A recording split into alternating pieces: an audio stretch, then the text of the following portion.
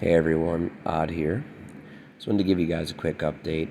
If you guys watched my last video, you might have heard me talk about how we would probably end up seeing Russia working with China in the Sea of Japan because they've done a lot of naval exercises there, usually annually.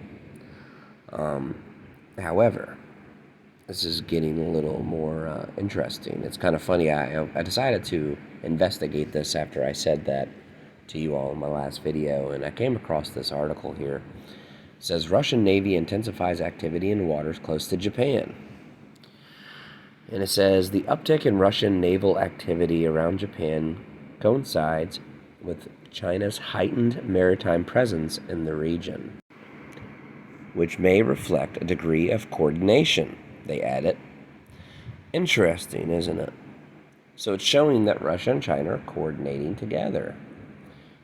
Now, I have something else I want to show you guys real quick that I also find very fascinating. Now, before I get to this, I just wanted to say, if you look at the mainstream media and you try to search a lot of this information out online right now, it's being censored. Okay? Justin Trudeau just today passed a law. Okay, I watched this on Tucker Carlson earlier. And he's using the thing that I shall not speak of. Because, yeah, those of you who've been watching my channel know what I mean here. He's using this as a means to control information.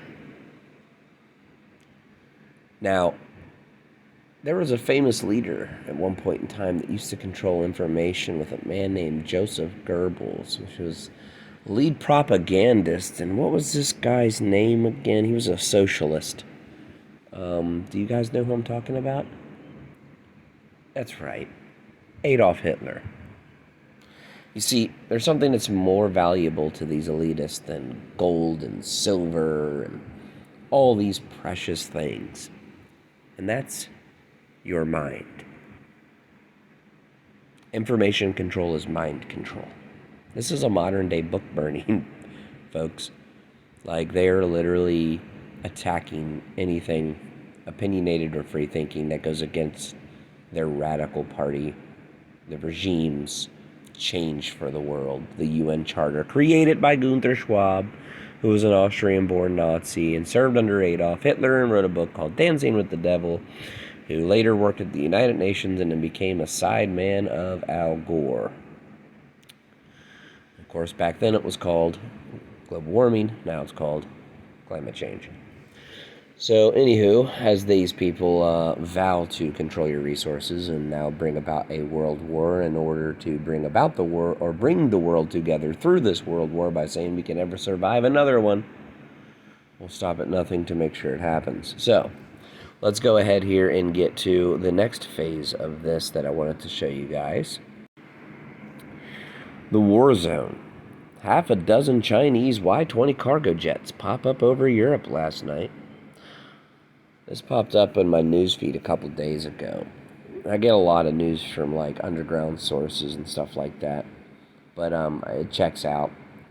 There actually was a little snippet of this as well, somewhat in the mainstream, but it wasn't in the United States mainstream. I seen it on, I believe it was I-24 News, Israeli news. But it's kind of interesting. It shows the flight of Y-20 transports reportedly delivered weaponry to Serbia, but also served as a demonstration of China's growing global reach. Or just a demonstration of that. It's also a demonstration of showing that China is united with Russia. And as our little political pundits on TV try to tell us that, oh, well, China's not really picked a side yet, and we shouldn't sanction China, and blah, blah, blah, blah, blah, because we love China, and we cuddle with China, and China's the chosen model for the New World Order, and we're going to do whatever it takes to protect them and their communist, socialist, capitalist ideologies, so we can be just like China, and the whole world would be just like China, and serve them, and yada, yada, yada, and we're sellouts, blah, blah, blah, then you'll see that, this is all par for the course here. So, these PLAAFs, or the People's Liberation Army's Air Force cargo jets, okay, Appeared heading west in Turkish airspace towards Serbia. Now, what I wanted to say here, real quick, folks, is that from the information I got, these Chinese planes were actually more than a half a dozen. Okay, I was getting information from people who were like in Turkey and stuff, saying that these planes were heading towards Georgia, and there was like 32 of them. Okay, and yeah, but anyway, I want to show you guys some things down here. They've got flight patterns and stuff of these planes that were tracked on radar.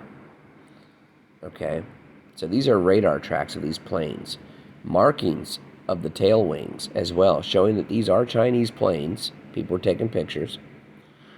Okay, and here you go. Yeah, see, based on open source info, there are 34 known PLAAF Y-20As, including at least one Y-20U tanker.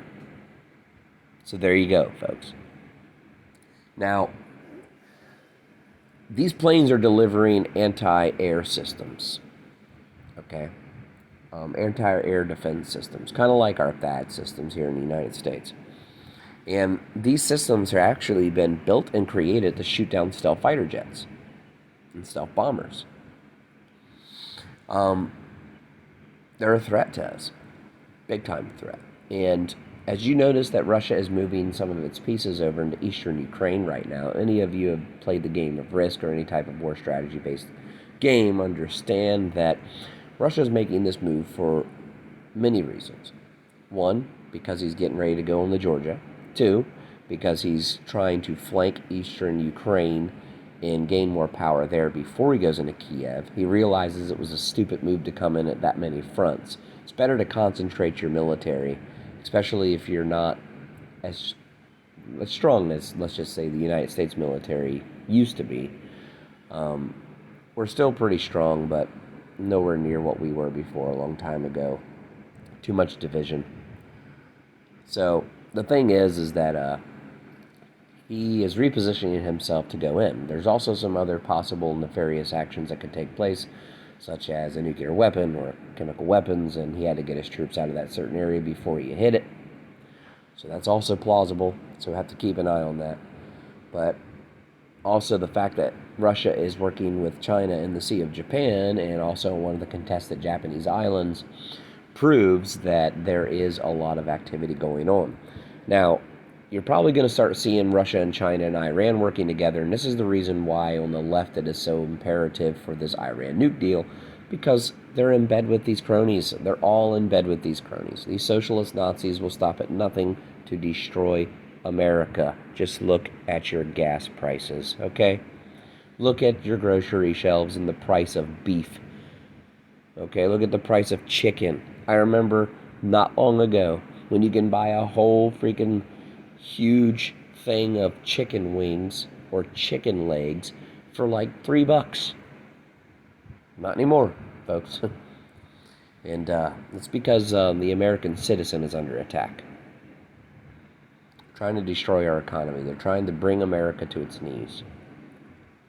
And when this all takes place and China and Russia hit us, and it's going to come soon, probably within the next few years.